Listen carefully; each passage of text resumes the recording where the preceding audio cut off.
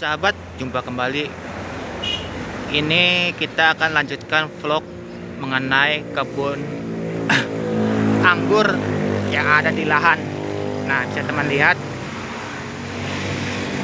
Ini setelah 2 minggu semenjak update yang terakhir pembangunan para-para, bisa teman lihat.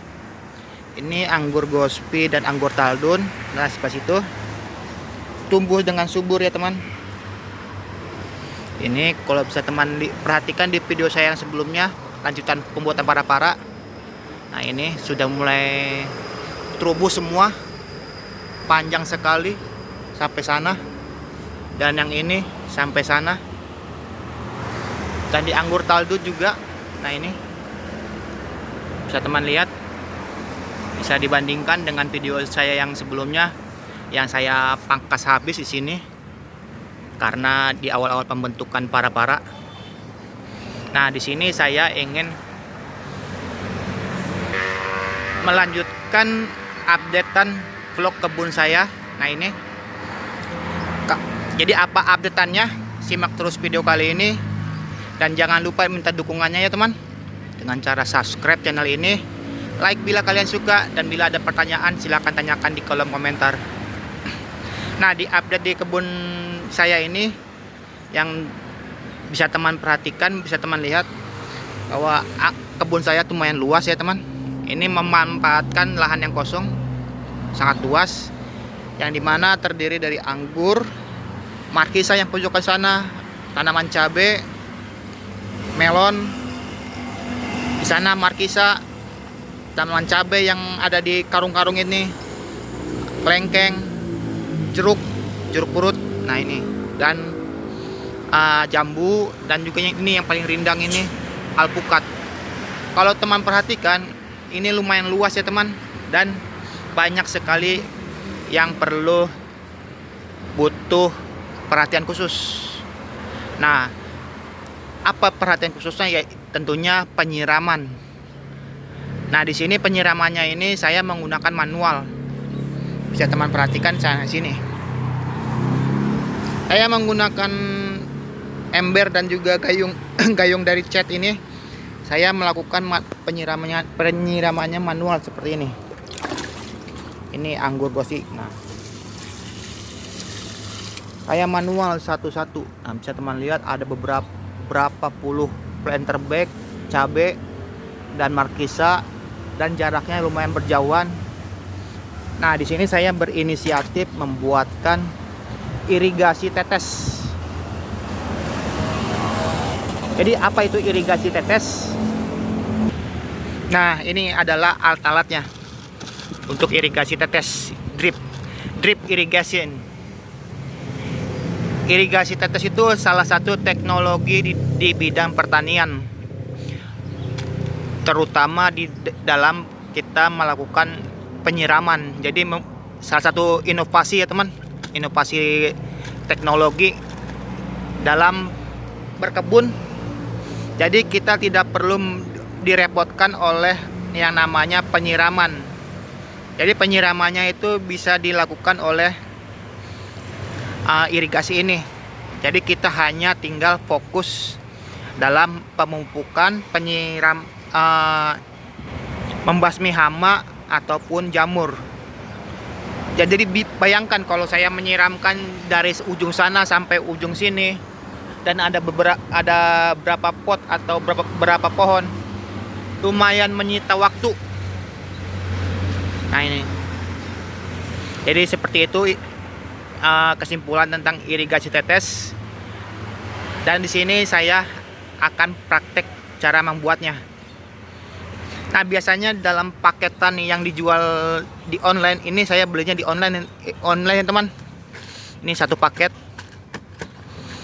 Ini untuk pengatur tetesnya. Ini konektornya, dan ini pipa, penyangga pipanya ini, dan selangnya ini, selang tetesnya. Ini sudah saya setting panjang ke sana, dan yang ini panjang sampai ujung pohon markisa saya sana. Nah, di sini saya ingin praktekkan.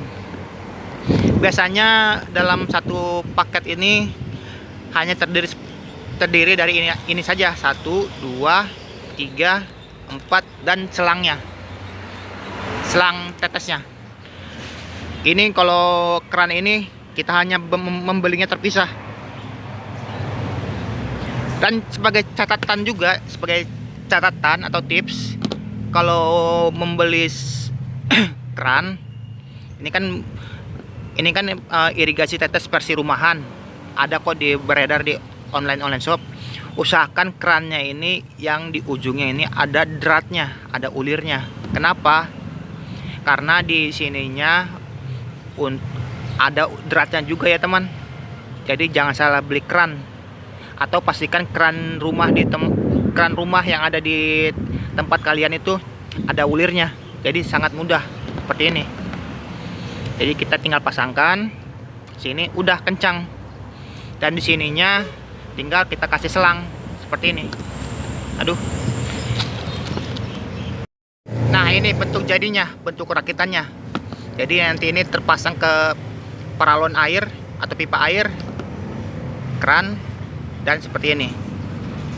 Ini bentuk aslinya atau bentuk hasil perakitannya. Dan selangnya tinggal masukkan ke sini. Jadi ayo kita praktekkan. Nah, airnya selesai juga ya teman. Nah, ini setelah saya pasangkan. Jadi ini sumber airnya dari toren, bisa teman lihat dari toren, memanfaatkan gaya gravitasi. Dan di situ di pipa yang toren ini, yang turun ke bawah, yang biasanya buat pembuangan, saya sambungkan peralon, saya cabang ke sini. Nah, ini itu ada palep pengaturnya, dan ini yang seperti yang saya bilang, kerannya masuk ke sini, kita pasangkan selangnya, dan kita cabang-cabangkan ke tempat-tempat yang seperlunya membutuhkan irigasi. Bisa teman lihat seperti ini. Nah, ini jadi dari sini saya cabangkan ke sini untuk tanaman anggur. Nah, bisa teman lihat seperti ini, anggur gospi. Sini turun, dan inilah penampakannya. Menetes ya teman, cukup kecil saja tapi konstan. Nah, ini, dan ini untuk anggur taldun. Nah, ini stabil saja. Dan melon dan cabai rawit saya, kita lihat yuk, kita lihat lebih dekat. Nah, ini seperti ini penampakannya. Yang di situ juga, yang sebelah sini. Nah, ini untuk markisa seperti ini. Nah, bisa teman lihat, dan tentunya sampai sana juga. Jadi dengan teknologi irigasi tetes ini, kita bisa menghemat waktu, menghemat tenaga. Memang kita membutuhkan modal yang besar di awal, akan tetapi kalau di pertanian modern kita hanya mengcopy pertanian modern dengan menggunakan irigasi tetes ini. Ini cabai rawit yang saya tanam di media karung. Nah, ini juga kita bisa namanya menghemat waktu dan juga tenaga. Jadi waktunya itu waktu pas kita menyiram, tenaga kita juga pasti membutuhkan tenaga juga. Jadi kita bisa menghemat di situ.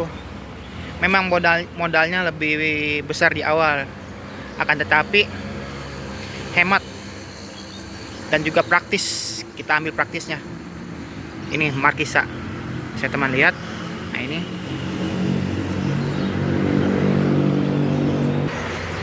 sebenarnya kita juga bisa menambah pupuk di toren atau penampungan air. Itu istilahnya vertigasi,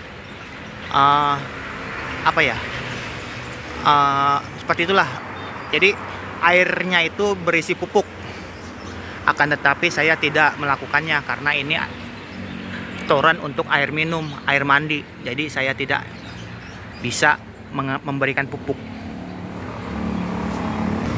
Akan tetapi dengan irigasi tetes ini kita bisa dikatakan sedikit tenang. Jadi kita hanya mengontrol, misalnya ini cabai rawit, buahnya saja kita kontrol apakah ada hama, terserang jamur. Dan untuk pemupukannya seperti biasa, kita hanya tabur saja, biarkan terlarut oleh air. Jadi seperti itu. Nah ini terserang hama, ini bisa teman lihat. Dan kita hanya perlu mengontrol hamanya saja atau jamur. Jadi tidak perlu melakukan pengairan, karena bayangkan saja untuk segini saja saya repot dengan satu sumber keran di situ. Saya membawa ember satu persatu atau gembor satu persatu. Waktunya pasti akan terbuang, tenaganya pasti akan capek. Dan inilah pentingnya atau manfaatnya teknologi irigasi tetes ini. Nah, jadi sekian dulu Pak penjelasannya tentang irigasi tetes ini. Saya harap kalian paham dengan maksud di video kali ini. Dan bila ada pertanyaan silahkan tanyakan di kolom komentar. Akhir kata saya pamit dulu, saya undur diri dulu. Bye.